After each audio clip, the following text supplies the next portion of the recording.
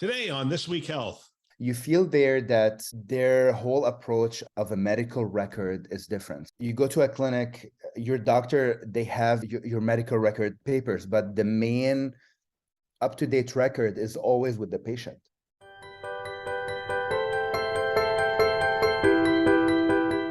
Welcome to Town Hall, a show hosted by leaders on the front lines with interviews of people making things happen in healthcare with technology. My name is Bill Russell, the creator of This Week Health, a set of channels dedicated to keeping health IT staff current and engaged. For 5 years, we've been making podcasts that amplify great thinking to propel healthcare forward. We want to thank our show partners, Meditech and Transcarent, for investing in our mission to develop the next generation of health leaders. Now, on to our show. Hey everybody, I'm Jake Lancaster, an internal medicine physician and the Chief Medical Information Officer for Baptist Memorial Healthcare based out of Memphis. And today I'm very excited to be with Dr. Anwar Jebran. Dr. Jebran, welcome to the podcast. Thank you. Thank you for having me. So tell the audience just a little bit about yourself and what you do. Sure. Anwar Jebran, originally from Damascus, Syria, finished my med school there, did my internal medicine residency in Chicago, worked for a year in Michigan as an internist, and then now I'm a second year clinical informatics fellow at the University of Illinois in Chicago. At the same time, I'm part of ASIF with the AMIA Clinical Informatics Fellows Executive Board, and I'm part of the American College of Physicians as well. That's wonderful. And we have a couple of really interesting topics we want to go through today. One, we want to talk about hospital at home, and then I want to talk about your experience with international informatics and what you do. Yes. So let's start off with hospital at home. I know my group, my hospital, we developed our program a couple of years back in the midst of the pandemic, but we never really got it off the ground. I think we enrolled one patient, and the limiting factor for us was finding nurses that could actually staff the program. Tell me about your experience and what you've been doing. As we all know, it's the trendy topic of the day. It started with the Medicare waiver in November 2020, and a lot of hospitals signed up. A lot of them enrolled some patients. For us at UIC, we're still in the works. We're planning to go live, hopefully end of this year, early next year. Putting the pieces together has been challenging because you need to get the buy-in for multiple service lines. You need, as you mentioned, get the nurses. And with all the shortage that we have, it's a tough task to have. And then get whether doing this in-house of the technology that you need to incorporate, the telemedicine that you need to add, or get a vendor and incorporate that. So we're in the midst of all these decisions. The most likely decision, we're looking to doing most of the stuff in-house to be able to have control on it and hopefully be able to roll the program soon. Yeah, no, let's talk through a few of those decisions that you need to make. Yes. So we had a similar thought process. We evaluated some external vendors, and we did end up using a third-party vendor for our remote patient monitoring piece. Yes. We're on Epic, so we used Epic for like our patient list and how to keep track of it. And that was actually the same workflow that our hospitalists that would round on these patients would use for their inpatients. But we did end up going with a third-party vendor for kind of that telehealth piece and for the remote patient monitoring. And that was largely based on because the staff that we were using to actually assess the patients in the home were part of our home health team, and they were on a different platform already for that. So that's why we went that direction. Talk to us about your thought process and how y'all are going about making those decisions. Regarding the remote patient monitoring, to us, we want to do it like a step-by-step in terms of let's first perfect the workflow. Let's first make sure we have a robust system.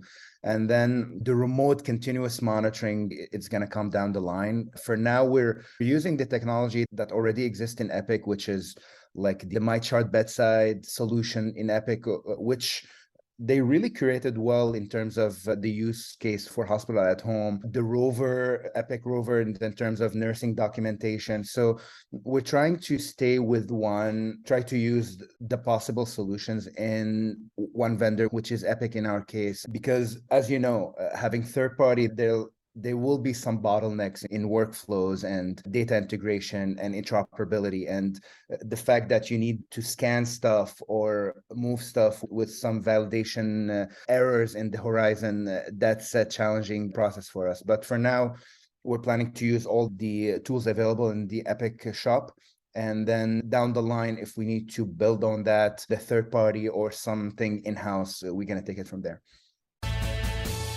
If you have yet to hear, we are doing webinars differently. We got your feedback.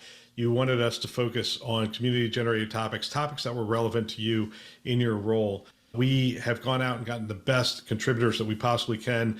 They are not product focused. They are only available live, and we try to have them at a consistent time, the first Thursday of every month, with some exceptions. And the next March happens to be that exception. March 2nd, I'm on vacation. So March 9th is going to be our next webinar, March 9th at 1 o'clock Eastern time. And we're going to do a leadership series on the changing nature of work. We're going to talk about a couple things. One is the remote distribution of health IT staff and what we have to do from a management standpoint in that regard. We're also going to talk about the lack of staff, specifically in the clinical areas and technicians and whatnot, and what the role healthcare and technology in particular is going to play with regard to that. Love to have you sign up. Our first two webinars we've done this year have been fantastic. Over 200 people signing up for each one of them, and we expect just as many for this one. This is a great conversation and great panelists. We have Trisha Julian, Baptist Health System out of Kentucky, Will Weeder, Peace Health, and Andy Crowder with Atrium Health are going to join us for this discussion. And I've talked to each of them about this topic, and I love their insights and look forward to sharing them with you. If you want to sign up, hit our website, top right-hand corner. We always have the next webinar listed. Just go ahead and sign up, put your question in there, and we'll incorporate it into the discussion. Look forward to seeing you then. That makes sense. Talk to me about how y'all are going to go about patient selection. Is Yes. it going to be patients that are coming in through the ER that you decide to admit through there, or are these going to be patients that were already inpatient that maybe you can send them home early with hospital at home? How are you walking through that? Yeah, that's also a really interesting point. So a lot of them, they call it like the completion at home, where you start your admission in the hospital and then you complete it at home. We're going to start slow as all program, and we want to start it as safe as we can in our pilot. So we want to do completion at home as a start. So we want to pick the patients that we did most of the major workup for them, like the imaging, the main samples collection. They're mostly stable. They just need a few more days of antibiotics IV, for example, or they need a few more days of IV Lasix for CHF exacerbation. They need a few more days IV steroids for asthma exacerbation, and so on and so forth. We picked 5 to 6 diagnoses that are relatively common, like CHF, asthma, COPD, cellulitis, UTI, these sort of things that they're bad enough to be in the hospital, but not bad enough to require full hospital staff. So that selection, we're going to start with that, and then hopefully we can expand on it after the pilot. One of the opportunities that we dabbled in, but we were like, there's a lot of regulations about it, is the sickle cell population. I'm curious to hear your thoughts about that, because there are regulations to kind of deliver and ship opioids. So it's a state-by-state thing.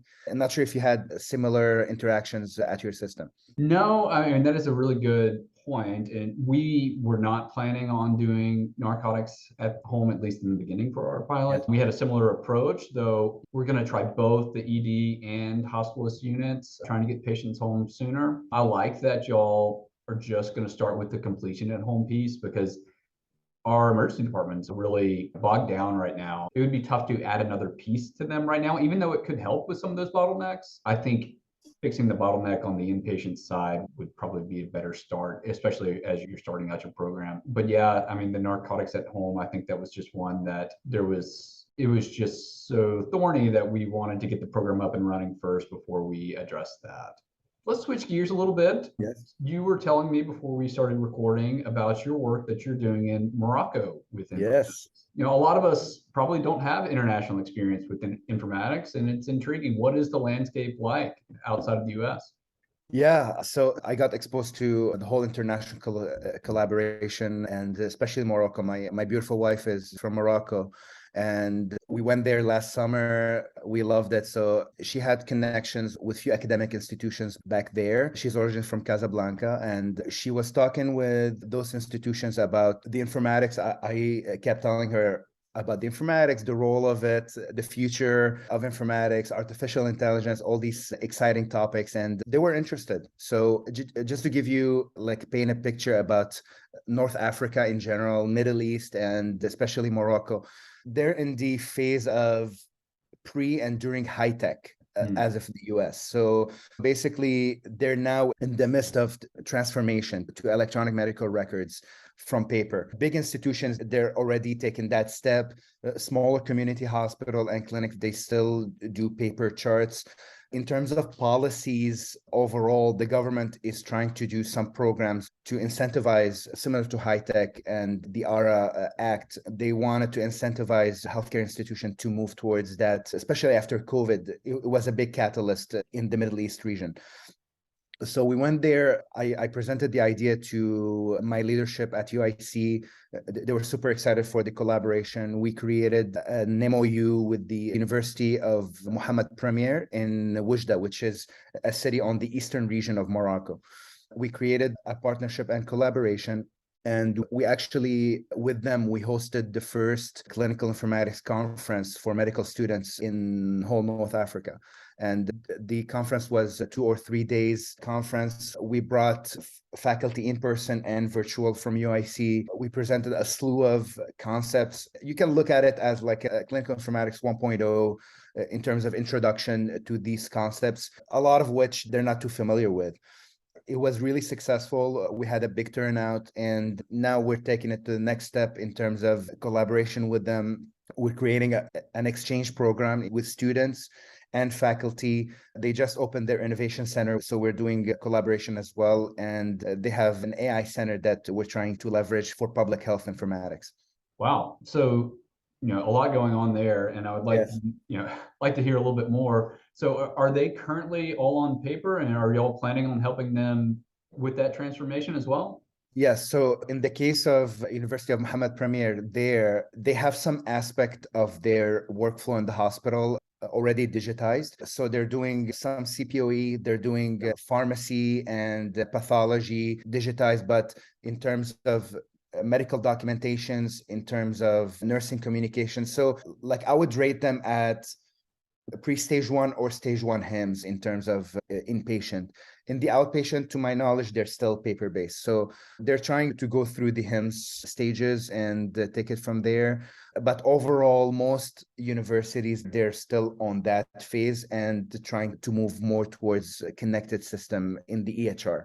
Yeah, no, that's great. It sounds similar to my experience when I was in Peru for residency. I did a month there. Oh, wow. Just a clinical rotation, and they had a couple of aspects that were on the computer, but most of it was still on paper, still plain film x-rays, at least in the hospital. But then if you go to some of the private clinics, they were already computerized, but the public hospitals were not. And I was wondering if you had any insight into other countries and where they are, and what needs do they have from informatics training, or even opportunities for informatics trained physicians or clinicians here to get involved internationally? That's a very good point in terms of training. We're actually presenting at the MedInfo this year in Australia about workforce development. So the base of any initiative, you need a workforce to take that initiative. And as we know, in any, especially digital initiative, you need like a homegrown champion to take the initiative. So we're planning to do a lot of workshops with them.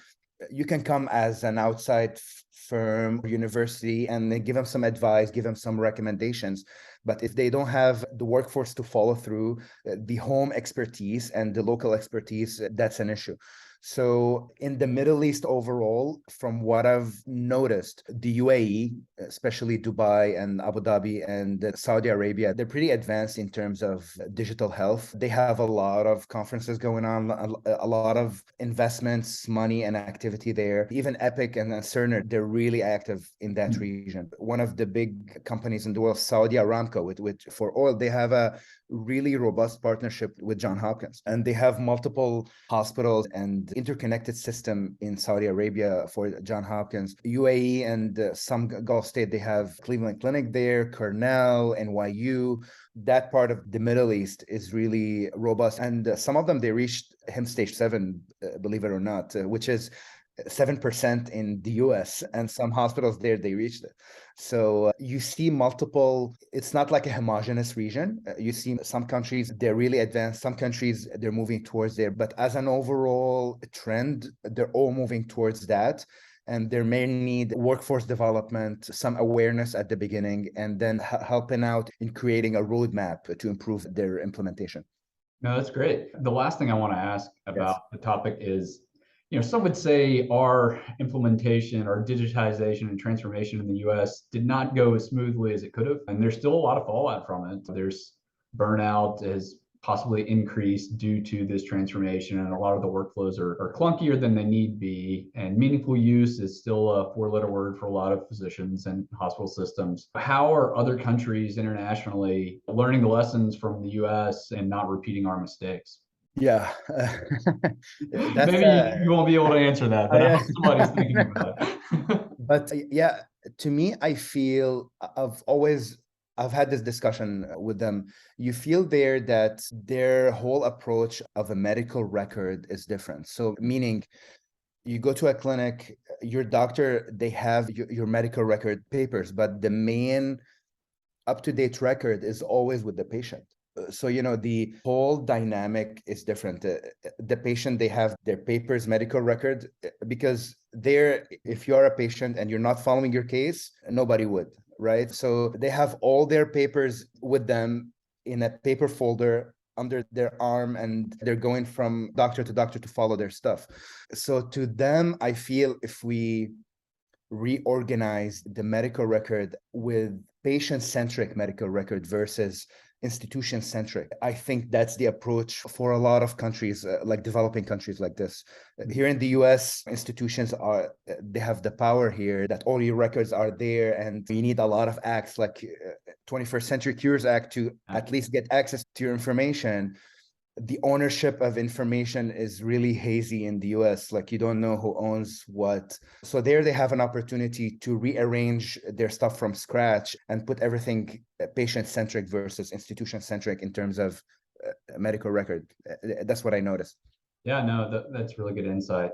Well, thank you again for jumping on and talking to us about these Absolutely. two topics. Gosh, I really love this show. I love hearing what workers and leaders on the front lines are doing. And we want to thank our hosts who continue to support the community by developing this great content.